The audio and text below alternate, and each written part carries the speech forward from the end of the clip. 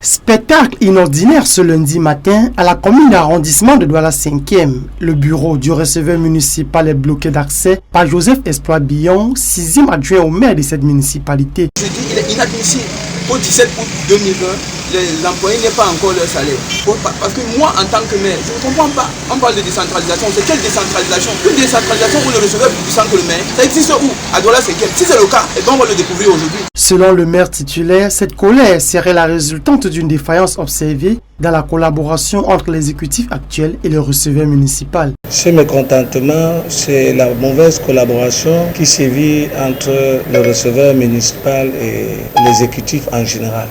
Madame le receveur ne veut pas se comporter comme une collaboratrice. Jusqu'à présent, elle oublie qu'elle est dans une institution où c'est moi le chef. Accusation rejetée en bloc par le receveur municipal, pour qui le retard observé ce mois dans le paiement de salaire serait parti d'un vice de procédure. Depuis le 4 août, j'ai fait ce que j'ai l'habitude de faire, respecter les dates de dépôt de salaire. Mais il y a un problème de co-signateur qui se pose. Le maire a désigné un co-signateur.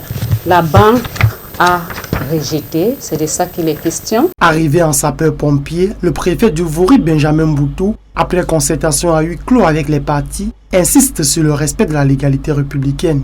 Il n'appartient pas au 6e adjoint de sceller une recette. Donc le 6e adjoint au maire voulait se faire un peu entendre par rapport aux préoccupations qui étaient les siennes. Il a cru nécessaire d'emprunter cette démarche-là, mais il a vite compris qu'il se retrouvait aussi dans une erreur. Mon devoir de patriote, mon devoir de Camerounais qui aime son pays et qui préfère protéger les couleurs des institutions était de poser un acte qui évite que ça arrive au niveau des employés. Entre légitimité d'un côté et l'égalité de l'autre, le débat est désormais ouvert.